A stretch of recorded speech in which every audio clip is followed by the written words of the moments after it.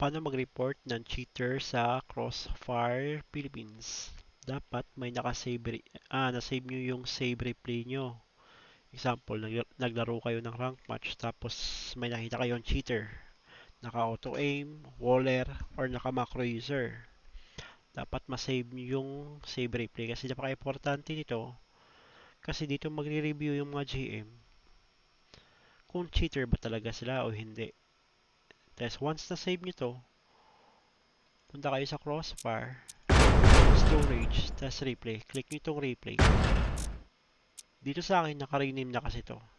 Ito, si Kitty3829. I-review nila kung cheater ba talaga.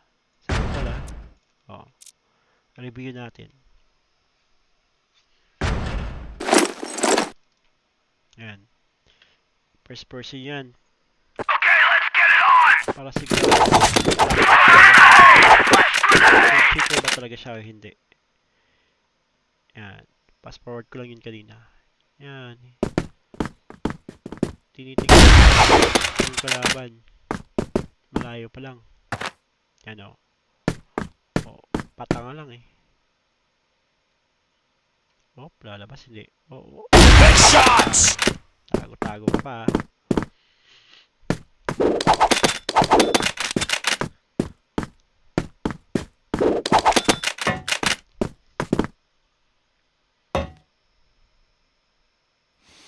Headshots! Tay. Oh, may palingon dito. Pati bisa ito. Parang taka.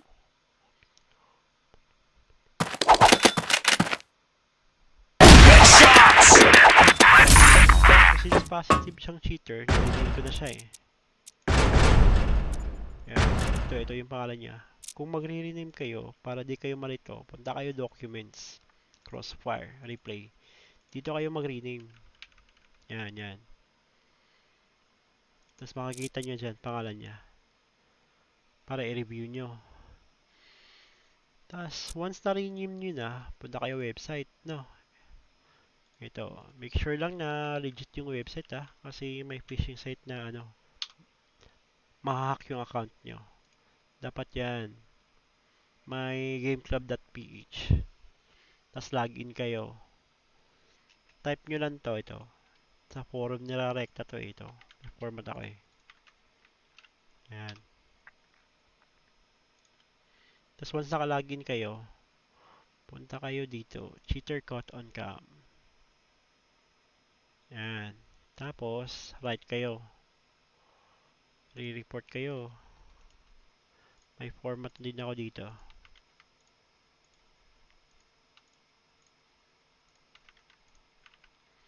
Yan. Mga pangalan.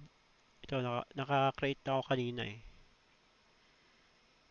Kitty3829.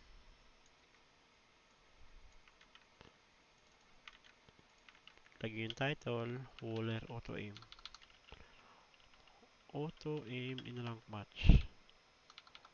Waller. Ay, bobo.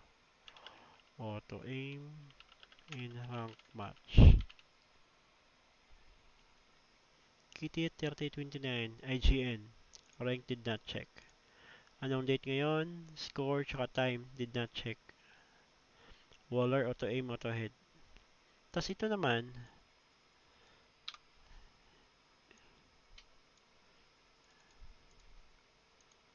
delete ka muna. Replay tape download link. Punta kayo Mediafire.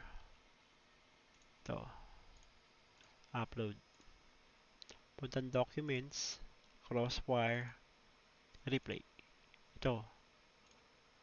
File kasi ito, isasend nyo sa Mediafire. Begin upload. Replace. Example lang kasi na-download ko na to kanina. Copy link. Punta ulit doon sa forum. Ito. Paste nyo dito. Yung galing sa Mediafire. Ay, bobo.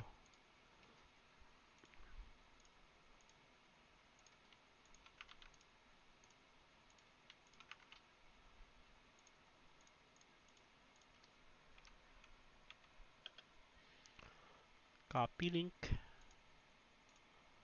Tapos paste. Yan. Kung itatry nyo,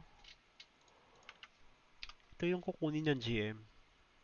Yan. Para i-download nila. Para ma-review kung cheater ba talaga or macro user yung kalaban nyo kanina. Or kakampi. Tapos kung gusto nyo naman yung may video, punta kayo YouTube. Yan. Ano na ako dito eh. Naka-upload. Lagay nyo yung pangalan niya, description, example, Waller. Tas, no, it's not made for kids. Next. Next. Next. Public nyo dito ah. Make sure naka-public yan. Publish.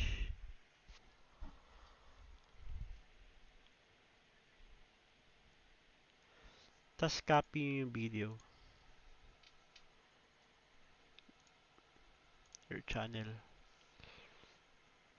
Videos. Ito. And, copy nyo.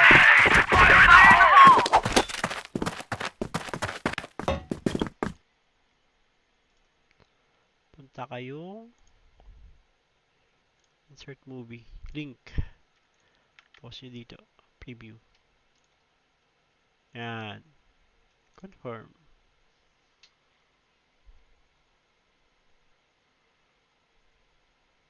Okay na. Yun lang. Tapos, register.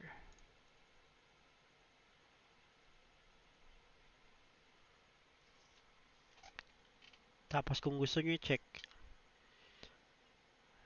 yan, ito na yun. Reported na siya.